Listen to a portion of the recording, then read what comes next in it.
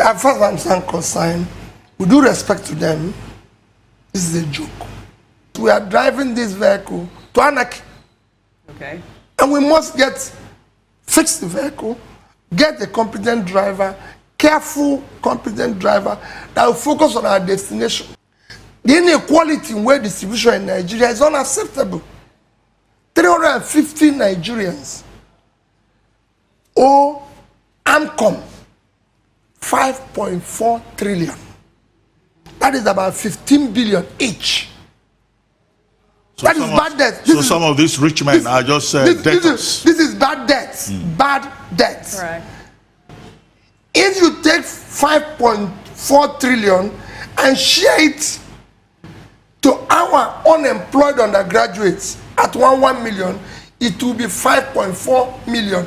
And I tell you, from my own experience of giving out 1 million, about 60% of them will make it. That's 3.2 million. And they will equally create a job of an additional 3. You have 10 million people employed. That is how economy works. Let's go. Economy doesn't work on giving people money to eat today and then nothing for tomorrow. You are elected to be a resource creator and manager. I like that. You should create wealth. Right. You should be able to say, what do we do to save money? Yeah. I didn't print money to save the money I told you I saved. Yeah. You don't need to borrow money. Yeah, we have people who say they achieved something when they borrowed a fortune. Yeah. And put the state in a difficulty as they were living and are being celebrated. What is the problem of the country today? We are so divided as a nation along tribal, ethnic, religious lines. Who will unite us? Because we are no longer a nation. There's a reason why there's rule of law. No system can function if not for the rule of law. Otherwise, we have a state of nature. The main reason for creation of nations and states is that we move from the law of nature to where there's rules and regulation. So obeying that is fundamental. And I don't think it actually affects the issue of security by obeying the rule of law. Of course, we have a constitution, we have laws guiding us and everything, and those who interpret that decides that this is the way to go. We should obey that. Every citizen of a country, irrespective of your position, should obey the law. That is the fundamental and core yardstick for existence of any nation. The security is worse today than it was before he came into office. The economy, for me, I said it before, is on a life support because of the amount of debt. That is unacceptable. And using about 50% of our resources, of our revenue, to service debts. And where we cannot say this debt was used for this, for me, it's critical. Our level of poverty have worsened. Most kids are out of school. Unemployment have increased and it's worsening by the day. Of course, you told that for every minute 6 Nigerians go into debt instead of coming out of it. So the situation is getting worse all over. So the economy, and that is for me, that's my take. Issue of economy. How do we deal with the economy? Because we have our young people in their productive age doing nothing. If they get to retirement age without anything to fall back on, we'll face a serious problem. If you look at what is happening today in Nigeria, at all levels of government, maybe in 1 or 2 or 3 states, there's no governance. Those who dwell in the past and yesterday will miss tomorrow. The reason why they will miss tomorrow is that you use all the time you used to focus on tomorrow and the energy to focus on tomorrow in dealing with yesterday. Yesterday is gone. Even if what they're saying, in quote, is at any contest, we hired you for a particular reason. It's like you have a company. Ruben, I've been involved in a company. The company is going down, it's losing profit. Then we hired you, Ruben. And then you put the company into chapter 11 and you're complaining, but we were losing money when we hired you. So we wanted to do a turnaround. Why did we vote for APC government? Because they said the country is collapsed, the country is broke, they will change the economy, they will make naira 1:1, they will do this. There's a list of what they said. What we want to hear is what you promised. Where are we? Ruben, I've been in government. I've been chairman and director of so many quoted companies, and also I've been a governor. When I went into office, I promised the people something. And for me, it does not matter. That was why even when I see people arguing and angling about National Assembly, I was worried.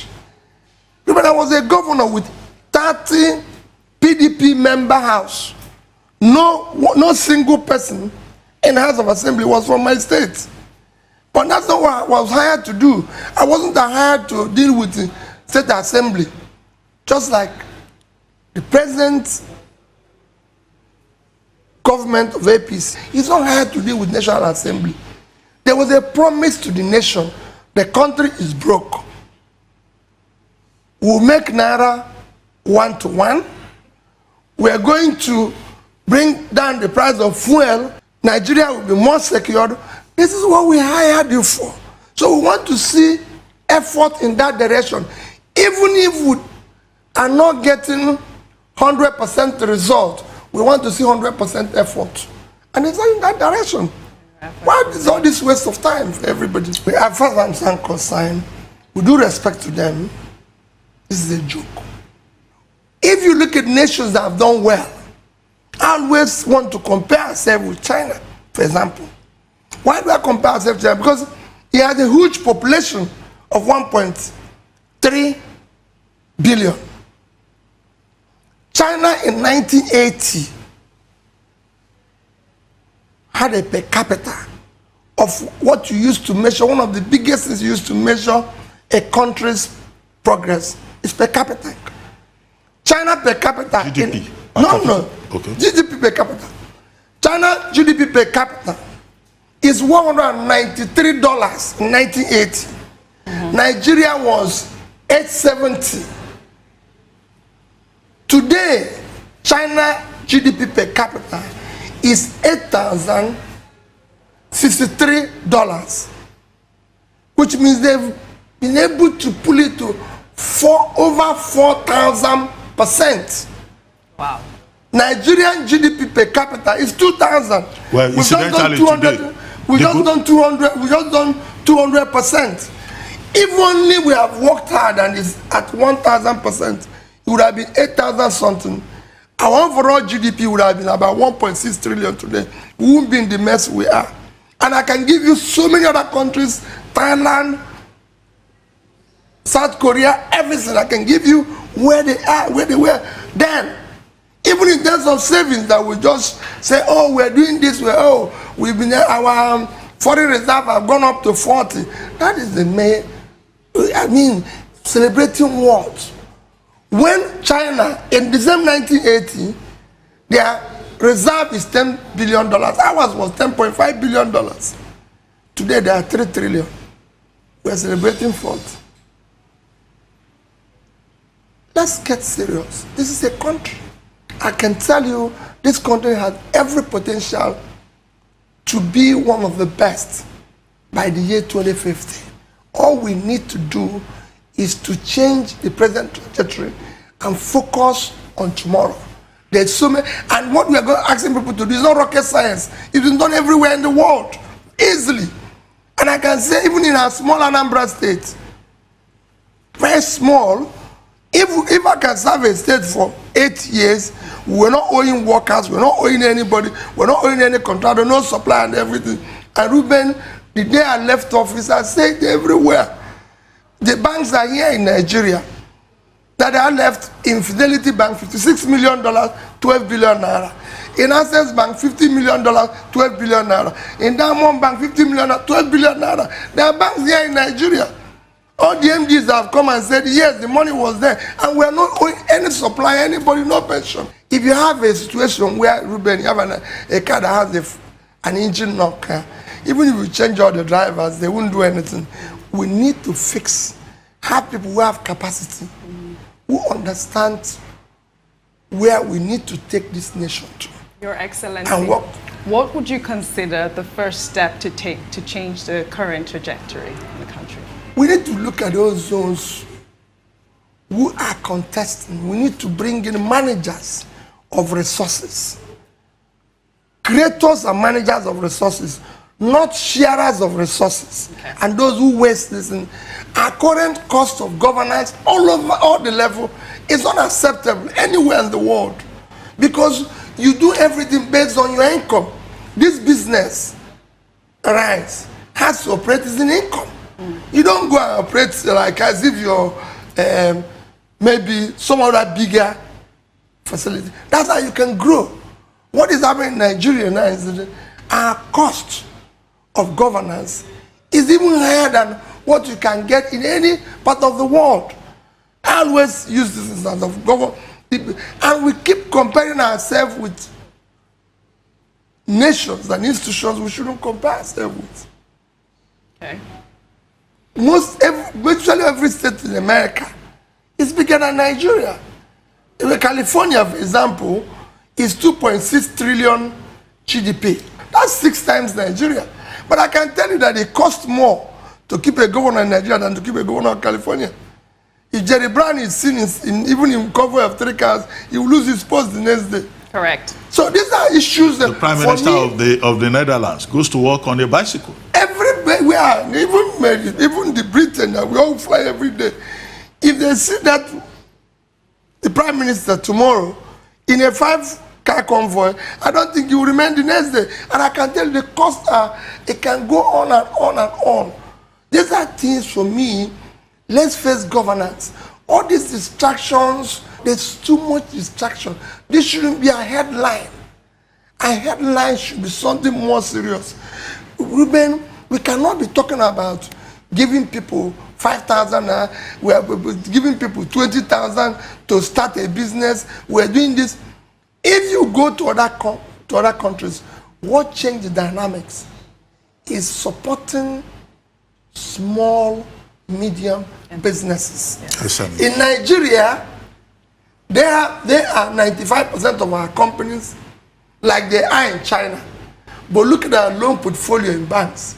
Their position is less than 5%. The inequality in wealth distribution in Nigeria is unacceptable. 350 Nigerians owe AMCOM 5.4 trillion. That is about 15 billion each. So that is bad debt. So some of these rich men are just debtors. This is bad debt. Bad debt. Right. If you take 5.4 trillion and share it to our unemployed undergraduates at 1 million, it will be 5.4 million. And I tell you, from my own experience of giving out 1 million, about 60% of them will make it. That's 3.2 million. And they will equally create a job of an additional 3. You have 10 million people employed. That is how economy works. Let's go. Economy doesn't work on giving people money to eat today and then nothing for tomorrow. Let's go back to politics. Yes. You were one of the first persons to defect from one party to the other when defection was not yet popular. No, I didn't defect. I just peacefully, you can leave. When defection is a different word. Okay, go on. Well, I'll still come back to that when we discuss Anambra State politics. But I wanted to ask you, what do you think of this gale of defections going on from one party to the other? Well, for me, I have followed politics globally. There's nothing wrong in moving from one party to the other, as long as it's for the interests of the nation. For me, we should focus on what are we going to do to change where we are today. Where we are today is not good. It's getting worse. Okay. We have a country where our population is growing at twice our GDP growth. The consequence that even the 2,000 per capita that I mentioned, in few years will be lower. And when it is lower, the economy will be worse. We have a country where 13.5 million young people are not in school. That is bigger than over 50% of the countries of the world in population. You can't have that, and you cannot have all these problems we have today. So let's focus on governance. Whether people want to change from party A or party B, it has to do with the human being. That's why I said, let's look at all those who are contesting and hire somebody who is competent, who have capacity to deliver what we want. If he wants to be changed, if he wants to be an independent candidate, so be it. But we need to get it right. Well, in your own case, let me go back to Anambra. Once upon a time, you said you would be in ABGA, the ABGA for life. No. Then later, you moved to the PDP. People keep changing that trajectory. I said, as long as I remain governor of Anambra State, I will never go. The pressure for me to leave ABGA was when I was governor. And I maintained, as long as I am governor of Anambra State, I will remain in ABGA. And I did it to the end. And when I left, it was not me calling anybody name or anything. And one day, God in heaven knows how I left and well, why I left. asked that question. So for me, I don't know. For me, I don't even bother about anything. Ruben, if I'm in a system where I think it is no longer working the way I want, I'll walk away. I once had a company in this country, which I'm sure you know, I own 40% of it. When I found out they were not running the company the way I want, I went to the people, I came to a board meeting and said to them, I'm leaving. It doesn't matter, I will only lose money. But this business is no longer being run the way I want. And I left. The same thing. When I found out that people were doing politics not the way I say it, I go. And it can happen tomorrow. If I find out that politicians, which is happening here and there, are not doing the right thing, the purpose of being in politics is governance. And the purpose of governance is to do the right thing for the society. No, I asked that question because of your special closeness to the late Chief Odumegu Ojukwu. By leaving ABGA, do you feel that you betrayed him? No, betrayed he's Ojukwu? not the founder of ABGA. Yeah, but he was the father figure. No. He's not a founder of ABGA. No, I said father figure. At the same time, he insisted you must be in one party. Never. I can say it, people can claim anything. His position is that wherever you are, serve the people. And that's what I do. And I can say it categorically anywhere, that when I had opportunity to serve the people of Anambra State, I did my best. I can, till today, Ruben, we still have the best road network in Federal Republic of Nigeria. In education, we're still #1 in Federal Republic of Nigeria. In health, I've gone to hospitals in various other states. I've never seen one in Houston. We are still the least in terms of deaths. I didn't borrow 1 kobo. Rather, I've just said what I left. Tomorrow, Ruben, they're commissioning a facility in Shagamu, International Brewery, the biggest brewery in Africa. Anambra State is the single highest shareholder in that facility. I invested in it over $20-something million. It's worth almost 100 today. That's what government should do. Very good, very good.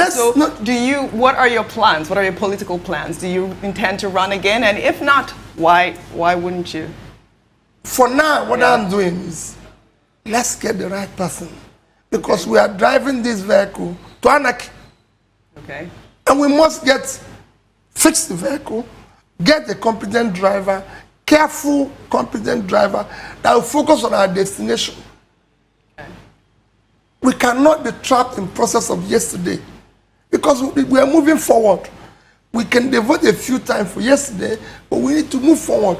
What politicians are doing now is who is going to contest, who is going to have power. That's not what politics is all about. Politics is about how do we get the right people to do the right things. How did you lose grip of the politics of Anambra State?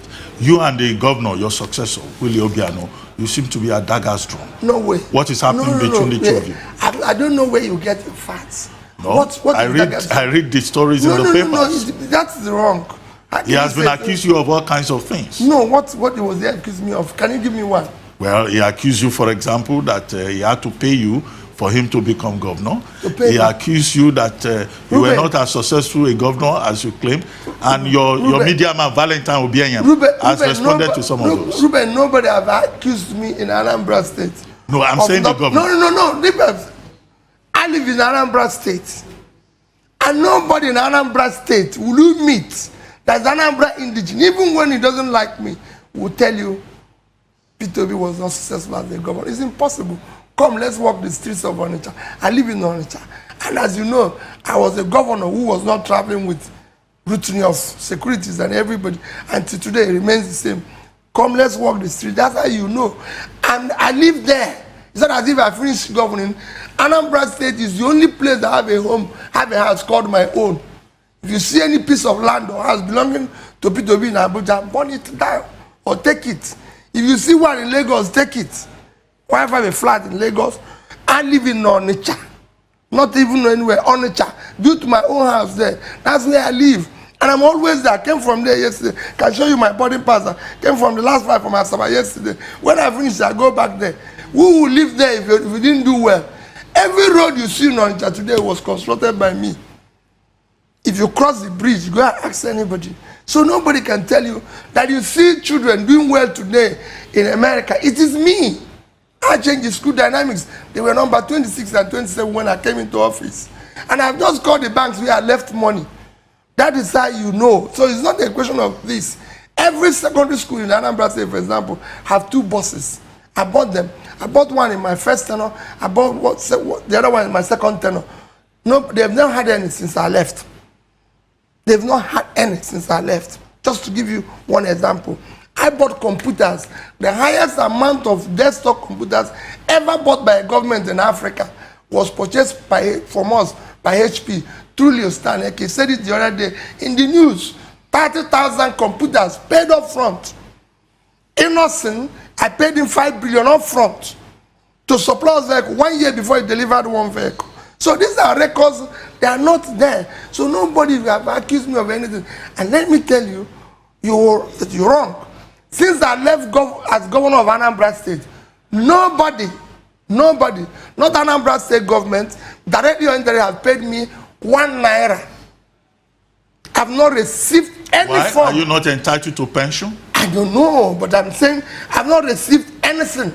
When people were bringing us of laws to say, governor this, governor, I told them, when I live here, I live here. Never received 1 naira. I want you to put it on record and make that. But you still haven't answered my question. Yes. What's the relationship between you and Governor Willie Obiara? We have a good relationship. He's the governor. He's elected to focus on to serve for the people. Not my relationship with him is irrelevant. He's elected. You see, this is where we get it wrong. You must focus on what you elected, Ruben. That's when I was in office. I can tell you, I and most of the elites are not in good terms.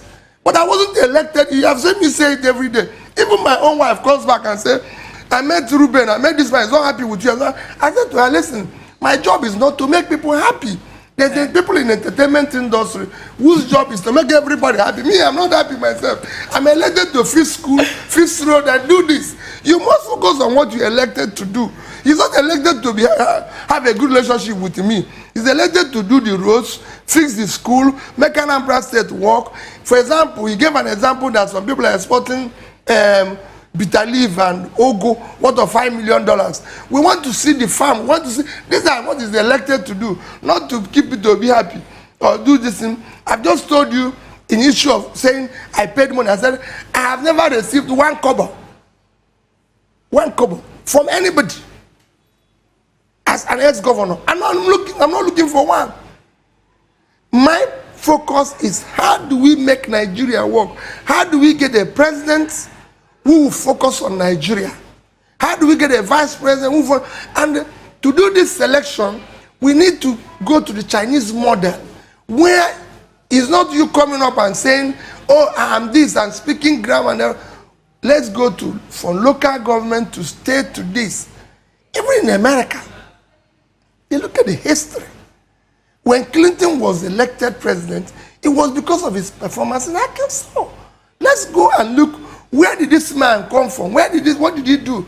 What was his performance when he started from here? Here we just hire people because they're able to do one political machinery and then we start wondering when the man has taken over, why did we do this? Why did we do this? Let's look at all the promises that. Okay, quickly. Still along this line. Yes. See, governors usually in Nigeria have problems with their deputy governors. When the governor leaves, he tends to have a problem with his successor. I've tried to cite the example of Obiano and Obi, which you don't want to accept, but you also have Ganduja and Kwankwanso, you have Buhari and Jonathan at a higher level, and so many examples like that. What do you think is responsible for these conflicts? Ruben, I still maintain that I do not have problem with Obiano. My problem with anybody in government is when you're not doing the right thing.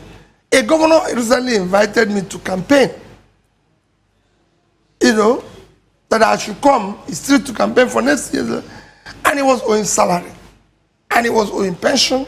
And he had a lot of debts. And I said to him, let me be honest with you.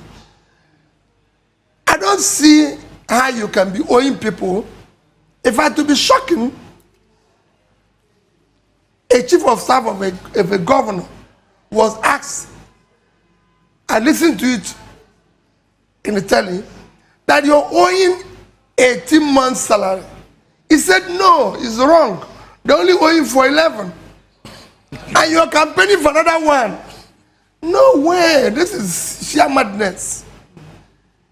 You cannot fulfill the least obligation, which is paying salary. I don't consider paying salary as an achievement. That's not what if people are elected to pay salary, like it's being celebrated today, people are elected to pay pensions, then we might as well just don't have governors and just pay the people directly. It will even reduce the cost of keeping the governor.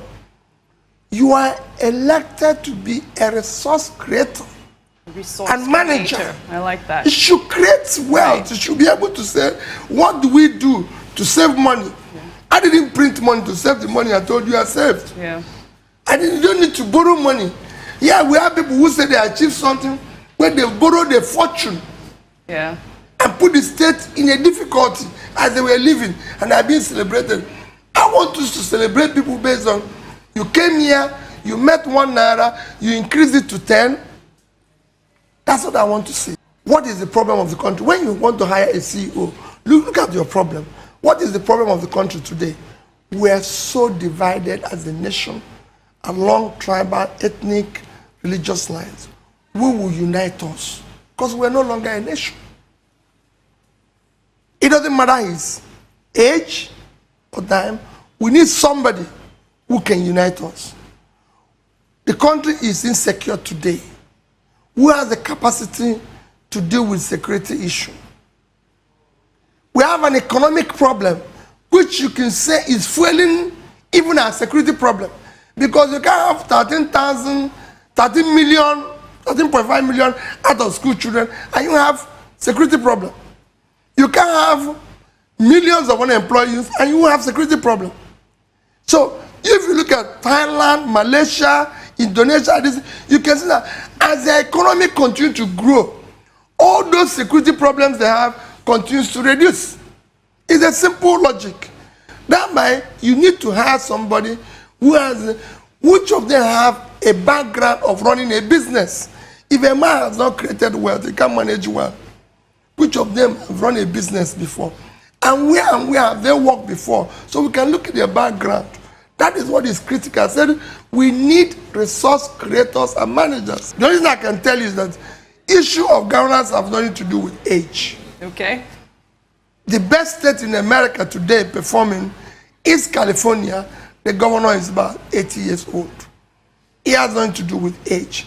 And even the best economics in the world that we are looking at, whether it's China, India, that is doing well now, none of their leaders are above 65 and below 65. So whenever people say, oh, not too young to show me what you've done, even in your young age. Even as we talk, all the people who are there now were young when they started. We were young when we became governor. This country has always been used by young governors. You know, even today, the youngest governor is an unmitigated disaster. So who is that? I don't know. You go and check whoever is the youngest. No, but you know him. No. Just check who is the youngest. You find that it's a mitigated disaster. So you cannot use. Are you talking about the Kogi State government? I'm not talking about anybody. I said go and check who is the youngest. Even in the 3 youngest are failures. That's it. So you cannot go and tell me that somebody is a governor and in state only 23 people passed WAEC. Oh, less than 100 sat for the exam. Right. What are you saying? You should be worried. That's and you're talking about not too young to rule or not too old to rule. We want people with capacity. Age for me is not.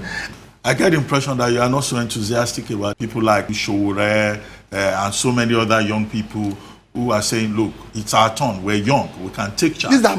These are all my friends. And I can tell you, Fela, Moralo, these are first-class brains. Okay. And for me, what they're doing is right. They're only helping to ensure that we'll get it right. But personally, I should say, yes, start somewhere. Let's see how it is. You can go and govern a state and showcase what you're going to do in that state. Nobody, not even in America where the people refer to, not even where people are referring to Macron and say he's younger. Go and look at the history of France. Over several years, France, you can't compare France with Nigeria, but in their several years, only Macron, just one, came at that age. Even at that, he was a former managing director of Rothschild Bank. They are one of their famous bank.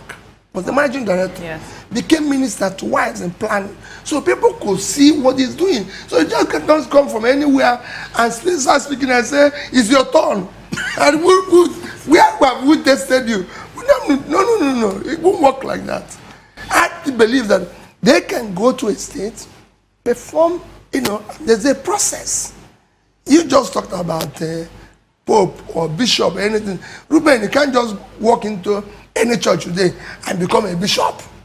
At least they have to see you start preaching in a small church. Correct. Before they can make you a pastor. Correct. Then you become a bishop. Correct. So people can't just come from nowhere and say, okay, I'm the bishop of this place. Well, if you want to be a pope, you have to be a process. Become cardinal, become this. And for me, the process is far more fundamental. And that's what Nigeria is missing.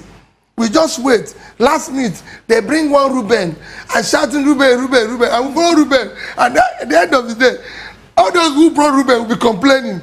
But the way the people who are shouting Ruben. Let's not joke. Peter Obi will be rigged out again in 2027 unless we do some things. There's work to be done. And I'm not talking about campaign. There are millions of Nigerians who already know the value of Peter Obi. Forget all of the propaganda that is out there trying to give a dog a bad name so they can hang it. Nigerians know the truth. Nigerians know the quality and the character and the competence of Peter Obi. And they will vote for him any day. The only problem, as we saw in 2023, was rigging. That is the only problem. Will he be able to overcome in 2027 and be sworn in as the next president of Nigeria? The answer to that is simple. If we do what is necessary. Many of us are putting in a lot of work. We are putting in a lot of advocacy. We're trying to put in and destroy all the propaganda against Peter Obi. And it is commendable.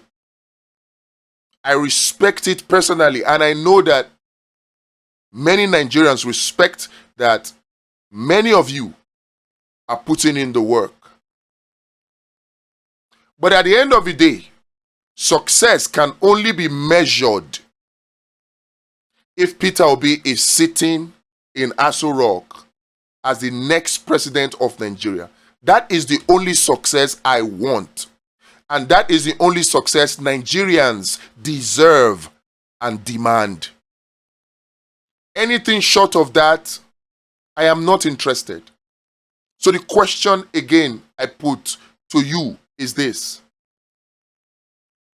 With the way Nigeria is right now, with the way INEC is, with the way the security agencies are behaving, with the way the judiciary is, the security situation in the country, the way the political parties are structured, if election were to be conducted today, can Peter Obi win? And then fast forward to 2027, I asked the same question again. Can Peter Obi win? The answer to that, a simple one, is yes. And in fact, many Nigerians will answer yes. But then they will put a caveat. But they will not give it to him. That was the answer many of us gave in 2023. Yes, Peter Obi can win, but they will not give it to him. Yes, Peter Obi can win, but they will not swear him in. Yes, Peter Obi will win, but they will rig him out. Peter Obi will win if the election is free and fair, but the elections cannot be free and fair because Tinubu is planning to write election. These are the answers that many Nigerians are giving. And I'm not talking about supporters of Peter Obi now. I'm talking about patriotic Nigerians out there. Because of the level of propaganda that has been pushed to paint Tinubu as a rigger of election. In fact, a master rigger. It's a propaganda. Tinubu is only as strong as INEC is allowed to be manipulated. If INEC cannot be manipulated, Tinubu is as weak as any Nigerian candidate. Weak. So how can we make sure that Peter Obi will not be rigged out again in 2027? I don't want to sit here and be doing videos to be complaining in 2027. No. I want to do videos to be celebrating that Peter Obi is going to be sworn in after the elections of February in May 29, 2027. That's what I want to be doing. Celebratory videos. And that is why I am looking ahead and I am seeing the danger signs and I'm calling your attention to it. Don't play Tinubu's game of distraction. Engaging in fruitless talks that will distract from taking the fruitful action that will guarantee Peter Obi as the next president of Nigeria. Don't play Tinubu's game. They are all distractions. Without free and fair election, Peter Obi will be rigged out. So the task, the job, the work that you and I have as patriotic Nigerians is, how do we ensure, how do we guarantee that the election of 2027 is free and fair? Many people have their eyes fixed on electoral reforms, and I commend that. But the electoral reform is just plan A, even if we get it. And I'm not saying we cannot get it. Even if they give us electoral reforms by some miracle, I still cannot trust INEC. Maybe you can. I am not as strong as you. I still don't trust INEC. Not to come up with some kind of glitch that will still rig the election in favor of their preferred candidates. So, what can we do? They say they will rig the election of 2027. Yes. Oh, in fact, they say they have written results. Yes. But we go give them fire. We go popo them. So if they are pushing the narrative that they have rigged the election of 2027, what are Nigerians supposed to do? Give up and let them stroll into Aso Rock to continue their term in 2027, to let them stroll? No. We have options that we can try. And we will try them. No matter how difficult or how insurmountable the problems may be, no matter how difficult the options may be, we will try them. And we must try them. If not, Peter Obi will be rigged out again and will be out crying, complaining, oh, Peter Obi is not able to defend his vote. How is he supposed to defend the votes? When the levers of power are already in the wrong hands, in the hands of people that are ready to shoot, to kill. I don't want to complain in 2027. I want to win. When Peter Obi wins, Nigeria wins. Imagine the only politician in Nigeria, I don't even call him a politician, I call him a leader that has had the benefit of being in office and did not steal government money. Even other governors were mocking him that they chop money, they steal money, they loot, they use White Elephant project to siphon public funds into private pockets. So they were bragging about it and mocking Peter Obi for it. If there is no reason at all for you as a Nigerian to support Peter Obi, this reason, is one of the reasons that people like me are pulling our weight behind Peter Obi. No other is it a Tinubu? Is it an Atiku? Which one? Which one? Then you have somebody in the person of Peter Obi who decided to leave money behind. Who decided to invest, to create wealth, instead of just coming up with some scheme like the Lagos-Calabar Coastal Railway to siphon public funds into private pockets while using government money or government name to collect the loan to do the job. If a new Nigeria is what we seek, we need people like Peter Obi, if not for anything. Even if Peter Obi will not make things better, for the sake of sending a message to corrupt politicians out there that the people have woken up, if not for any reason, for that reason, we need somebody like Peter Obi. And the only way he gets to be sworn in is for us to prevent rigging. We must prevent rigging. How do we prevent rigging? I've told you it's beyond electoral reforms. We have to take certain steps and actions as citizens of Nigeria.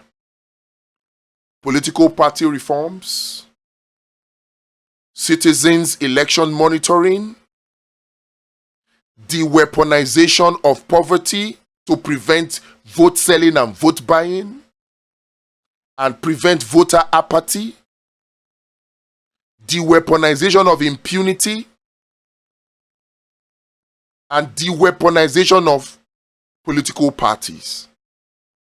We need to engage in these solutions. Details are in the description. But the most critical one that I am begging you, if you are still watching this video, I am begging you, is to volunteer as a polling unit marshal.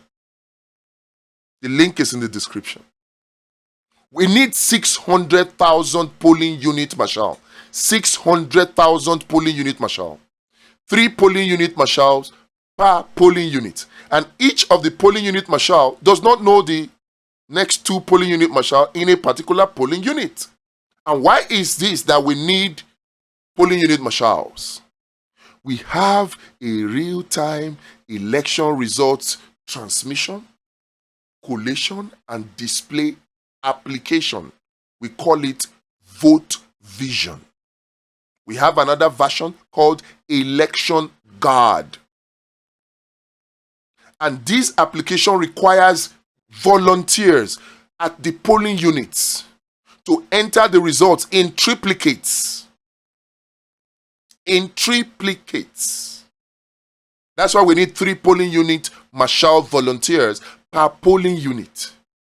And once they enter it from the polling unit, bam, the result is propagated to the ward level collation center, to the state local government level collation center, to the state level collation center, to the national level collation center, and Nigerians will be seeing it in real time. So where INEC deviates, we will see it and point it out immediately. And with the next solution, which is evidence gathering, calm guard, we will have the evidence to back it up, such that the judiciary will have no choice but to defend truth.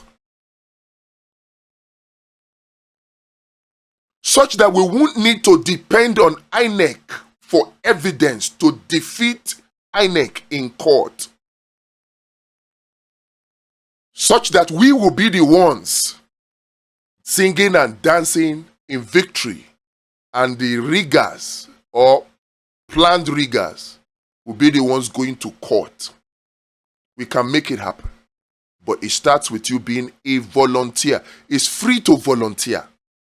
Absolutely free. Volunteer. The link is in the description. Please, volunteer. If you want free and fair elections in Nigeria, come 2027. We need Peter Obi. And if you love Peter Obi, now is the time for you to work for him. By the time it is 2027, it is already too late. Now is the time, the perfect time to prevent rigging. We have to put structures in place to do what? To prevent rigging. Very, very important. Don't allow yourself to be distracted with the distraction propaganda that is on. Speak truth to power. Expose their lies, but know that that is not enough. More needs to be done. And it's Project Eagle. And coincidentally, electoral reform is one of the 7 action steps of Project Eagle. But what we're saying is, it is not enough. You need the other 6. And you can be a part of it. What are you going to do? Click the link in the description and join. Start by volunteering.